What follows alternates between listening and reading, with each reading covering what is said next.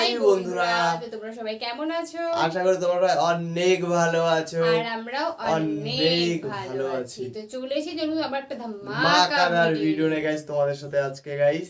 একদম তো যারা যারা এখনো পর্যন্ত চ্যানেলটাকে সাবস্ক্রাইব করনি প্লিজ গাইস সাবস্ক্রাইব করে দাও। আর যারা সাবস্ক্রাইব করেছো তাদেরকে অসংখ্য ধন্যবাদ। একদম।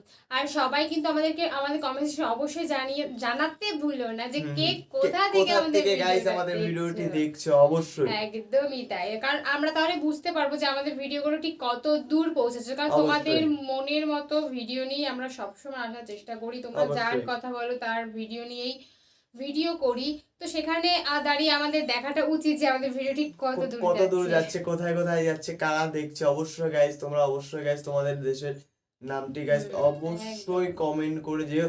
আর অবশ্যই কে কেমন আছো গাইস অবশ্যই তোমরা সেটাও জানিয়ে দিও। আমরা দেখতে চাই যে আমাদের অডিয়েন্স কেমন আছে।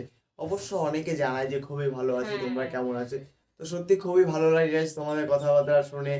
তো তোমরা তো আজকে থাম্বনেইলে দেখেছো যে আমরা কি টপিকের উপরে ভিডিওটা করতে চলেছি, কাকে নিয়ে গাইস কে ভিডিওটা হচ্ছে। সেই আমাদের উড়ানের পাখি গাইস, অনেক দিন পরে আজকে গাইস আমরা চলে আসলাম তার একটা ভিডিও নিয়ে গাইস। মানে যার ওনার কথা শুনতে সত্যি সবাই ভীষণ পছন্দ করে। বিশেষত ওনার ওই মানে পুরনো যুগে যত মানে ভিডিওগুলো আছে সেগুলো দেখতে সবাই বেশি পছন্দ করে। আজকাল আমি দেখছি আমাদের কিন্তু তা বাদেও প্রেজেন্টের ভিডিওগুলো দেখে, কিন্তু মানে তার আগেকার ভিডিওগুলো বেশি পছন্দ করে। তো তার ভিডিও নিয়ে কিন্তু আজকে আমরা চলে এসেছি। তো গাইস বেশি কথা না বলে আজকে টাইটেলটি গাইস আগে দেখে নেওয়া যাক। অবশ্যই তো বলছো রাসূলের ইন্তেকাল। মানে বুঝতেই পারছো গাইস তোমরা, রাসূলের ইন্তেকাল মানে তোমাদের মানে খুলে মানে বুঝাতে হবে না হুজুর, একদম তোমাদের বুঝাতে হবে না, তোমরা বুঝেই গেছো যে কি টপিকের আজকে মানে কি টাইটেল আর টপিক তোমরা বুঝতেই পেরেছো কি হতে চলেছে। তো আমাদের মেইন ভিডিওগুলো দেখে চলে আসবে, চেক আউট করে প্লিজ গাইস তোমরা চেক আউট করে নিও। চলো গাইস বেশি কথা না বলে আজকের ভিডিওটি শুরু করা যাক। জীবনের সর্বশেষ যে কাজটা কথাটা বলেছিলেন সেটা ছিল কি? নামাজ। ইন্তেকালের 5 দিন আগে প্রচন্ড জ্বর হলো, মাথায় যন্ত্রণা হলো, বারবার বেহুশ হয়ে পড়েন।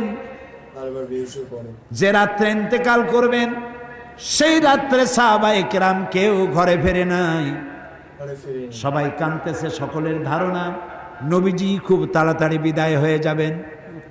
ঘরের মধ্যে স্ত্রীরা কাঁদেন, জামাই কাঁদে, নাতি নাতনি কাঁদেন। সব থেকে বেশি কাঁদছেন হযরতে মা ফাতিমা রাদিয়াল্লাহু তাআলা আনহা। রাসূলুল্লাহর হুশ এলো, হযরত ফাতেমার কান্না দেখে কাছে ইশারা করে ডাকলেন, কানে কানে কি যেন বললেন। হযরত ফাতেমার কান্না বন্ধ হয়ে গেল। হযরত আয়েশা ফাতেমাকে ডেকে বলেন, মা তোমার আব্বা জান কি তোমারে বলল, কান্না বন্ধ হলো তোমার? হযরত ফাতেমা বলেন, মা আমার আব্বা জান আমাকে কানে কানে বললেন, মা কাঁদিস না, তোর কান্না আমার বরদাস্ত হয় না। আমি তোমাকে সুসংবাদ শোনাই, আমি মরে যাওয়ার পর সবার আগে তোমার সাথে আমার দেখা হয়ে যাবে। হযরত ফাতেমা বুঝতে পেরেছেন এর অর্থ হলো রাসূলের ইন্তেকালের পরে আত্মীয় স্বজনের ভিতরে সর্বপ্রথম ফাতেমার ইন্তেকাল হবে। হয়েছিল তাই। রাসূলুল্লাহ বেহুশ হয়ে পড়লেন, আবার হুশ হলো, আবার বেহুশ হলেন। হজরের পরে হযরত জিবরাইল এসে বলছেন, আসসালামু আলাইকা ইয়া রাসূলুল্লাহ, হে আল্লাহর রাসূল, আল্লাহ আপনাকে সালাম বলেছেন আর তিনি জানতে চেয়েছেন আপনি কেমন আছেন। তিনি জানেন আপনি কেমন আছেন, তারপরেও তিনি জানতে চেয়েছেন আপনার মুখে আপনি কেমন আছেন। নবীজি বললেন, আমি বড়ই কষ্টের ভিতরে আছি, অসুস্থ আছি। হযরতে জিবরাইল বলছেন, ইয়া রাসূলুল্লাহ, একজন নতুন ফেরেশতা এসেছে আজ আমার সাথে, যে ফেরেশতা কোন মানুষের কাছে আসার জন্য অনুমতি কোনোদিন চায় নাই আর কোনোদিন চাবেও না, শুধু আপনার অনুমতি চায় আপনার কাছে আসার জন্য। সে ফেরেশতার নাম মালাকুল মউত। হযরতে মালাকুল মউত রাসূলের অনুমতি নিয়ে রাসূলের জাসাদ মোবারকের কাছে এসে সালাম পেশ করলেন, বললেন ইয়া রাসূলুল্লাহ, আদম আলাইহিস সালাম থেকে নিয়ে শুরু করে এই পর্যন্ত আমি যত মানুষের জান কবজ করেছি আর কিয়ামত পর্যন্ত যত মানুষের জান কবজ করব, কারো কাছে অনুমতি চাই নাই, অনুমতি চাওয়াও আমার লাগবে না। কিন্তু আজকে আসার সময় আল্লাহ রাব্বুল আলামিন আমাকে বলেছেন আমি যেন আপনার অনুমতি চাই। রাসূলুল্লাহ বললেন, মালাকুল মউত, আমি যদি তোমাকে অনুমতি না দেই? হযরতে মালাকুল মউত বলেন, ইয়া রাসূলুল্লাহ, আল্লাহ তাআলা বলেছেন অনুমতি যদি না পাও ফিরে এসো। আল্লাহু আকবার, আল্লাহু আকবার। হযরতে জিবরাইল বলেন, ইয়া রাসূলুল্লাহ, আল্লাহ রাব্বুল আলামিন আপনার সঙ্গে দিদারের ইন্তজার করতেছেন। নবী বললেন, মালাকুল মউত, তুমি তোমার কাজ শুরু করতে পারো। মালাকুল মউত যখন জান কবজ করতে যাবে, রাসূলুল্লাহ বললেন, আয়েশা একটু কাছে আসো। ওই যে সোনা ছিল কয়েক টুকরা, সোনাগুলোর খবর কি? 6 টুকরা, ছোট্ট ছোট্ট 6টা টুকরা সোনা ছিল, সোনাগুলো কই? হযরত আয়েশা বলেন, আমি তার যত্ন করে রেখেছি। নবীজি বলছেন, এক্ষুনি স্বর্ণ টুকরাগুলি সদকা করে দাও। আমি মুহাম্মদ সাল্লাল্লাহু আলাইহি সাল্লাম আল্লাহর দরবারে এই অবস্থায় উপনীত হতে চাই না যে মুহাম্মদের ঘরের ভিতরে সোনা আছে। হযরত ওমর রাদিয়াল্লাহু তাআলা আনহু রাসূলের সঙ্গে দেখা করতে গেছিলেন একদিন, ঘরে মা আয়েশা ছিলেন না।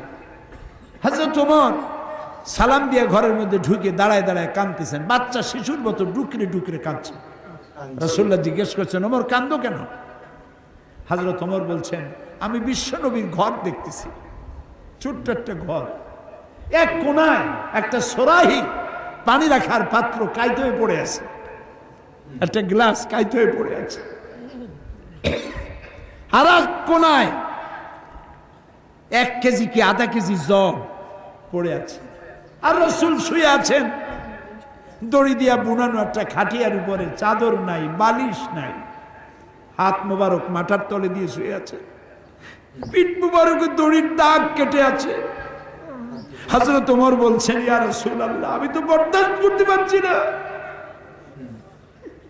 বিশ্বনবী, তার পিঠে দড়ির দাগ, পানির পাত্র কাইট হয়ে পড়ে আছে, খাট নাই, বালিশ নাই, আপনি আমাকে অনুমতি দেন, আমি আপনার জন্য একটা তোষক বানাই নিয়ে আসি। রাসূলুল্লাহ বললেন, ওমর, আমি তো দুনিয়ায় শান্তি করতে আসি নাই। আমি যদি ওহদ পাহাড়কে বলি, ওহদ আমার জন্য সোনায় পরিণত হয়ে যা, ওহদ পাহাড়টাই সোনা হয়ে যাবে। শান্তি করতে আসি নাই। নবীজি বললেন, আয়েশারে সোনাগুলি বিতরণ করে দাও, সদকা করে দাও। মালাকুল মউতকে বললেন, তুমি তোমার কাম সারো। জান কবর শুরু হয়ে গেল। নবীজি জীবনের শেষ কথা মুখ থেকে উচ্চারিত হলো, আসসালাত আসসালাত ওয়া মা মালাকাত আইমানুকুম, ও আমার উম্মতেরা, নামাজ নামাজ। ইন্তেকালের সময় মেয়ের কথা বললেন না, নাতির কথা বললেন না, জামাইয়ের কথা বললেন না, উম্মতকে স্মরণ করালেন, ও আমার উম্মতেরা, নামাজ ছেড়ে দিও না, আর তোমার অধীনস্থ ব্যক্তিদেরকে জ্বালা যন্ত্রণা দিও না, চাকর বাকরের জ্বালা যন্ত্রণা দিও না, গরিব মানুষের দিকে লক্ষ্য রেখো। আর আমি চিরজনমের মতো তোমাদের থেকে বিদায় নিয়ে গেলাম, নামাজ ছেড়ে দিও না। কিয়ামতের দিন ওই রাসূল যদি আমাদেরকে উম্মত বলে পরিচয় না দেন, জান্নাতে যাওয়ার উপায় নাই। তো বন্ধুরা, আমাদের ভিডিওটি তোমাদের কেমন লাগলো গাইস, অবশ্যই তোমরা কমেন্টে জানিয়ে দিও। আল্লাহর উপরেই কথা ছিল, মানে অবশ্যই, তুমি অবশ্যই। জীবনে যাই করে ফেলো না কেন, এই একটা জিনিস তোমরা কখনোই করবে কেউ না ভুলো না। অবশ্যই মানে উনি মরে যাওয়ার আগে পর্যন্ত একটা কথাই বলে গেল যে আমার যাই কিছু হয়ে যাক না কেন, আমি থাকি না থাকি কোনো ডাজ নট কথা- ম্যাটার, কিন্তু তোমরা ওই একটা জিনিস নামাজ কখনো ভুলো পড়তে না। কেউ ভুলবে না, একটা কথাই বলে গেছে উনি, মানে মারা যাওয়ার আগে তো উনি একটা কথা বলে গেছে। তো গাইস একটা কথা বলবো, সবাই নামাজ ঠিকঠাক করে পড়ো, একদম, কোরআনটা একদম। ঠিকঠাক করে পড়ো, সবাই গাইস সৎ পথে চলো, কেউ বেপথ পথে যেও না। নিজের ধর্মটাকে একদম মহান পরিচয় দাও। অবশ্যই অবশ্যই অবশ্যই। তো গাইস আমাদের ভিডিও যদি তোমাদের ভালো লাগে অবশ্যই guys like comment share guys, please guys like comment share করো, একদম। প্লিজ প্লিজ গাইস আমাদের তোমাদের চ্যানেলটাকে একটা share-এ- সাবস্ক্রাইব করে দিও। তোমাদের একটা শেয়ারে কিন্তু আমাদের অনেক অনেক কিছু মোটিভেশন হতে পারে, মানে অবশ্যই, তোমাদের ওই অবশ্যই। একটা শেয়ার যদি হয় তো আরো অনেক বন্ধুদের কাছে হবে, তারা আবার শেয়ার করবে, সেখান থেকে অবশ্যই এই guys, করতে করতে অবশ্যই, করতে করতে কিন্তু অবশ্যই। আমাদের ভিডিওটা অনেক জায়গায় পৌঁছে যাবে। অবশ্যই। তো guys please please please guys তোমরা শেয়ার করো, আর প্লিজ গাইস আমাদের চ্যানেলটাকে সাবস্ক্রাইব করে রাখো। নিত্য নতুন ভিডিও গাইস, এরকম আমরা ধামাকার ভিডিও গাইস তোমাদের সাথে আবার নিয়ে চলে আসবো। তো চলো গাইস নতুন কোনো ধামাকাদার গাইস ভিডিওতে তোমাদের সাথে আবার দেখা হবে, টাটা।